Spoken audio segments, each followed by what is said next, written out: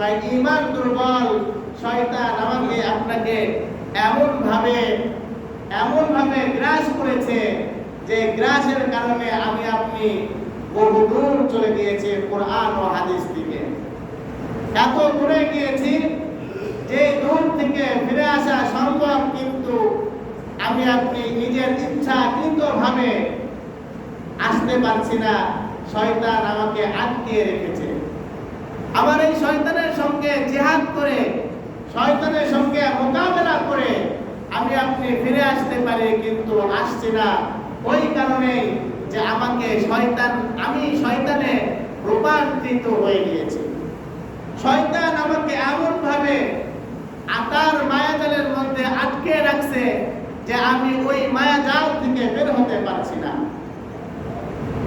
সর্বশেষ রমজানুল মুবারক মাসের যে দ্বিতীয় যে ভাগ, যেটাকে বলা হয়েছে নাজাত, যে আল্লাহ জাল্লা শানুহু নাজাত দান করবেন।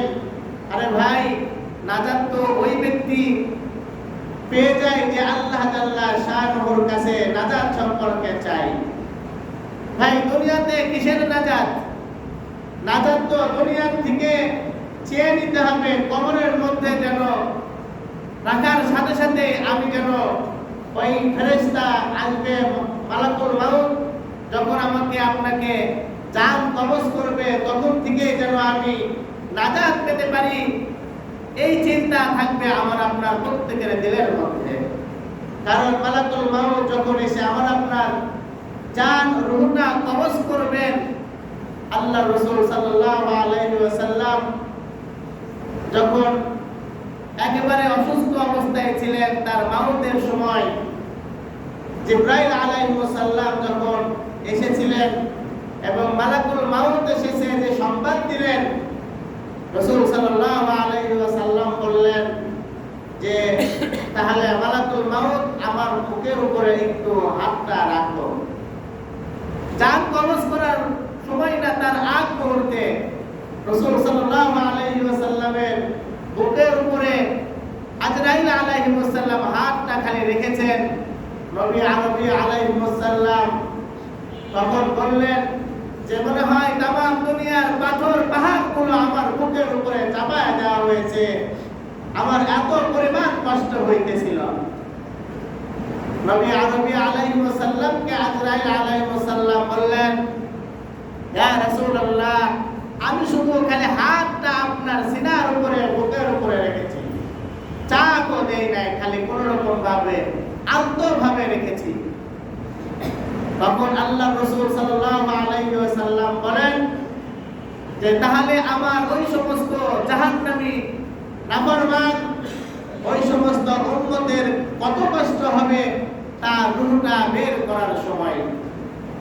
নবী আলাইহিস সালাম এমন বর্ণনা করেছেন, তাজা অবস্থায় যদি কোনো ছাগলের গায়ের চামড়া যদি খুলে নেওয়া হয়, ছাগল যে রকম কষ্ট পায় তার থেকে বেশি কষ্ট একজন নাফরমানের মৃত্যুর কষ্টটা। আপনার তাজা অবস্থায় যদি গায়ের চামড়া যদি টান দিয়ে যদি খোলা হয়, তাহলে কেমন অবস্থা হবে?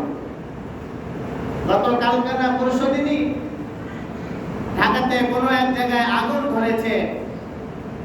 একজন আগুনের ভিতর থেকে দৌড়ায় বের হয়ে আসছে, তার মাথায় আগুন, তার শরীরে আগুন, তার পরনে যা আছে পুরে ছারখার হয়ে গিয়েছে, আগুন দৌড়াইতেছে। আপনি তাকে জিজ্ঞাসা করেন যে ভাই, এই যে আপনাকে এখনো তো আপনার রূহটা বের হয় নাই, আগুনের মধ্যে থেকে আসলেন, চামড়াগুলো ঝলসে গিয়েছে, আপনার কেমন লাগছে? উনি আপনাকে বোঝাইতে পারবে না, খালি এতটুকুই বলবে যে কি পরিমাণ কি হয়েছে, কতটুকু কষ্ট হয়েছে, আমি আর আমার আল্লাহ ছাড়া আর কেউ জানে না। ঠিক তেমন তার কিছুদিন পূর্বে গত বছর কোন এক স্কুল অ্যান্ড কলেজে বিমান বিধ্বস্ত হয়েছিল। আপনারা সকলেই জানেন, ছোট্ট বাচ্চা থেকে শুরু করে সকলেই, একটা বাচ্চাকে দেখেছিলাম ভিডিওর মধ্যে, সে সে বীর পুরুষের মতন, তার গায়ের পোশাক সব পুড়ে গিয়েছে। ওই বাচ্চাটা হেঁটে হেঁটে আগুনের ওই জায়গা থেকে বের হয়ে এসেছিল। কিছুদিন পর আবার মারা গেল। মারা যাওয়ার কারণ কি আমি একটু চিন্তা করলাম, ভাবলাম যে ও এসেছিল ওর শক্তিতে আসে নাই, আল্লাহ তাআলা শানহু এনেছিল, কিন্তু আল্লাহ তাআলা আবার নিয়েও গিয়েছে বাচ্চাটাকে, কিন্তু এমন ভাবে পুড়েছে তার মাংসগুলো সিদ্ধ হয়েছে, তার কলিজাটা ভুনা হয়ে গিয়েছে, এমন একটা অবস্থা। তাকে জিজ্ঞাসা করেন, এই ছোট বাচ্চা, তোমার সেই দিন কেমন লেগেছিল?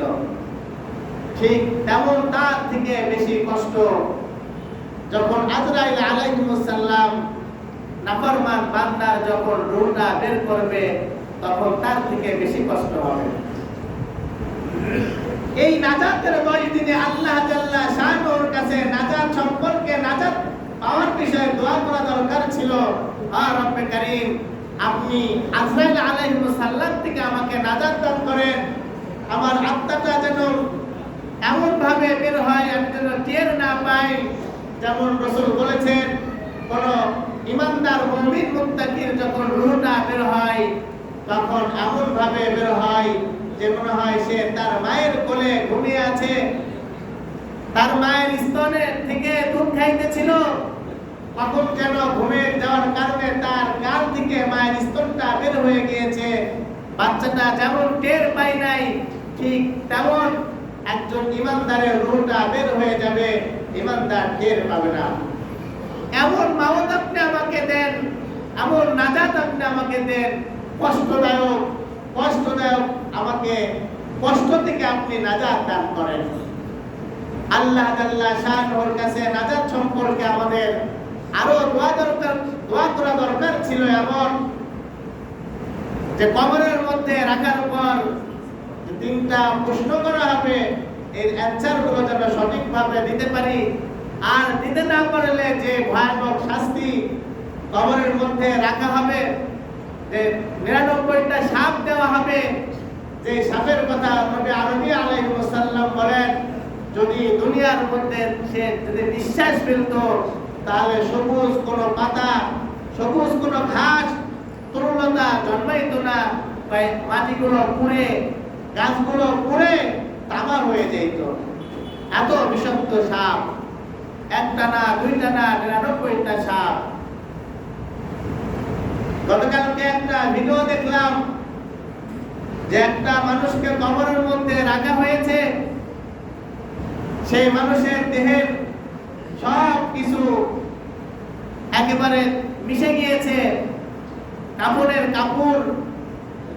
কাপড়টা এত মজবুত এখনো আছে, একটা যুবক টান দিয়ে ছিঁড়তে পারছে না, কিন্তু ওই কাপড়ের 3 টুকরা কাপড়ের মধ্যে ঘোড়া বাঁচা অল্প কিছু হাড্ডি ছাড়া আর কিছুই নাই। একেবারে সামান্য কিছু হাড্ডি, তার মাথার খুলিটাও পাওয়া যাচ্ছে না, নাই, কে ফেলেছে। চিন্তা করে দেখেন, কেন খাইলো? কেন? কাপড় 500 টাকার মার্কিনি কাপড়টা মজবুত, এখনো ছিঁড়া যায় না, কিন্তু এই মাটির দেহ, মাটি খেয়ে ফেললো। কেন খেয়েছে? তাই খাওয়ার কারণ হলো আমি আপনি ওই রকম কোনো আমল করতে পারি নাই, বিধায় মাটি খেয়ে ফেলেছে। আবার দেখা যায় এমন আল্লাহ তাআলা বান্দা আছে যারা কুরআন ও হাদিসের সঙ্গে সম্পর্ক রাখার কারণে, আল্লাহ এবং আল্লাহ রাসূলের সঙ্গে সম্পর্ক রাখার কারণে, ইবাদত বন্দেগী করার কারণে আল্লাহ তাআলার কাছে নাজাত চেয়ে নিয়েছে। আল্লাহ তাআলা দুনিয়া থেকে নাজাত তাকে দিয়ে দিয়েছেন। এই জন্য কবরের মধ্যে তাদের লাশ অক্ষত অবস্থায় পাওয়া যায়। তাদের কাপড়ের মধ্যে মনে হয় নতুন কেবল মাত্র লাশটাকে দাফন করা হয়েছে। এইদিকে দেখা যায় তার লাশের বয়স 100 বছর, 200 বছর, এরকম লাশের কাপড় দেখা যায়।